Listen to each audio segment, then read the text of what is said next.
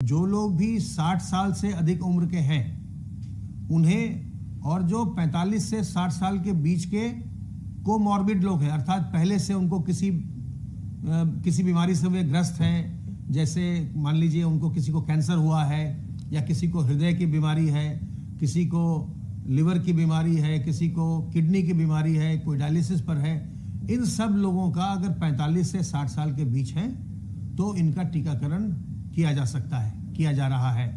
इस समय Covid vaccination का कार्य पूरे प्रदेश में चल रहा है, और जैसा कि आप जानते हैं कि जो भी मेडिकल कॉलेज हैं या जिला अस्पताल हैं, वहाँ सप्ताह के 6 दिन अर्थात सोमवार से लेकर शनिवार तक वैक्सीनेशन का कार्य किया जा रहा है। जो हमारे सामुदायिक स्वास्थ्य केंद्र हैं और प्राथमिक स्वास्थ्य केंद्र हैं, वहाँ सोमवार, गुरुवार और शुक्रवार को सामान्यतः वैक्सीनेशन का कार्य किया जा रहा है।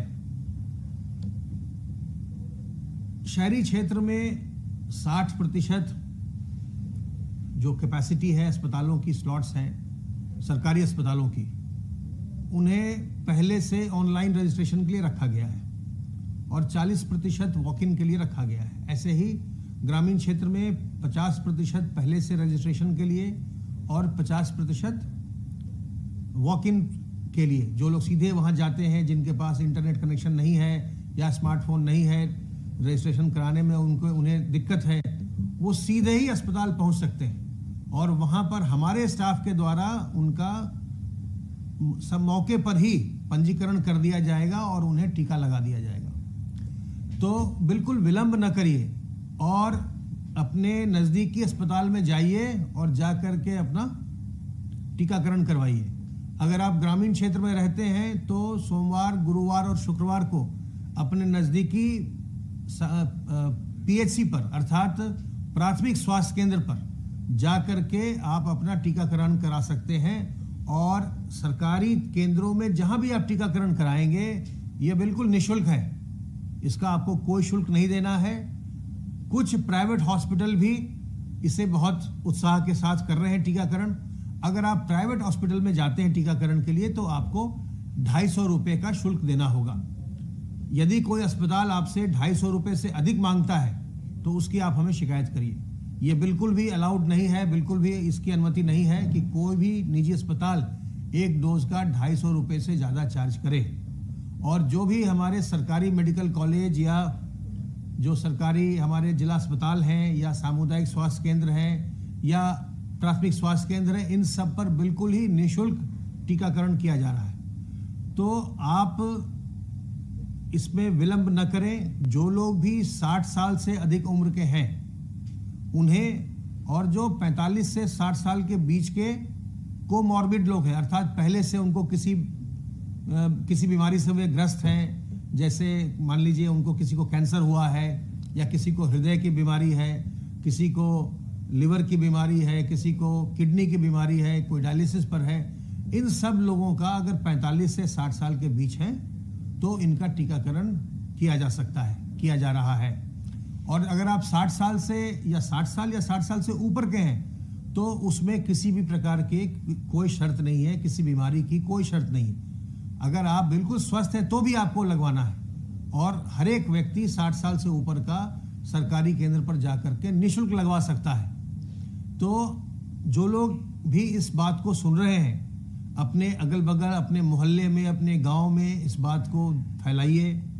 और दूसरे जो बुजुर्ग लोग हैं जो खुद से जाने की स्थिति में न हो पास के प्राथमिक स्वास्थ्य केंद्र तक या सामुदायिक स्वास्थ्य केंद्र तक, उनकी सहायता कीजिए। हम जो सूची है अस्पतालों की, ये हम सबको उपलब्ध करवा रहे हैं। जो हमारे जनप्रतिनिधिगण हैं उनको भी हम उपलब्ध करवा रहे हैं, ताकि लोगों के बीच अधिक से अधिक प्रचार हो इस बात का। सरकार ने ये बहुत बड़ी सुविधा दी है कि निःशुल्क टीकाकरण हो रहा है, ताकि लोगों को बाद में कोविड का संक्रमण न हो और वो बिल्कुल स्वस्थ रहें। तो इस अवसर का हमें लाभ उठाना चाहिए और एक दूसरे को हमें सहयोग प्रदान करना चाहिए। आपको दूसरे लोगों को मदद करनी चाहिए। जैसे आपने पिछले 1 वर्ष के दौरान संक्रमण के नियंत्रण में, रोकथाम में मदद की। जैसे जब ग्राम निगरानी समिति बनाकर आपने गांव की सुरक्षा की, मोहल्ला निगरानी समिति बना के आपने मोहल्ला की सुरक्षा की, वैसे ही ये समय आ गया है जो ग्राम निगरानी समिति है या मोहल्ला निगरानी समिति है या ऐसे भी जो और हमारे स्वयंसेवी संगठन हैं, जनप्रतिनिधि हैं, उनसे मेरा अनुरोध है कि आप जो बड़े बुजुर्ग हैं उनको पास के सरकारी अस्पताल तक अवश्य ले जाइए। उनको ले जाकर के उनका टीकाकरण अवश्य करवा दीजिए ताकि वह सुरक्षित हो जाएं। वो सुरक्षित रहेंगे तो आप भी आश्वस्त रहेंगे। अगर आपके घर के बड़े बुजुर्ग टीकाकरण हो जाएगा, वो आप निश्चिंत रहेंगे कि उन्हें अब संक्रमण नहीं होना है, तो आप भी आश्वस्त रहेंगे। इसलिए एक दूसरे की मदद कीजिए, लोगों को ले जाइए सेंटर्स तक और टीकाकरण कराइए। हमारे पास वैक्सीन पर्याप्त मात्रा में उपलब्ध है और जो लोग भी आ रहे हैं उनका टीकाकरण आराम से हो जा रहा है। तो टीकाकरण जरूर कराइए और जब तक आप पूरी तरह से प्रतिरक्षित नहीं होते हैं, जिनका अभी नंबर नहीं आया है, जिनके उम्र के हिसाब से नंबर बाद में आना है, सावधानी बरतते रहिए। संक्रमण अभी भी है और कुछ राज्यों में आप देख रहे हैं बहुत ज़्यादा है, तो हमारे राज्य में संक्रमण फैलने न पाए, बढ़ने न पाए, इसलिए सावधानी बरतते रहनी है।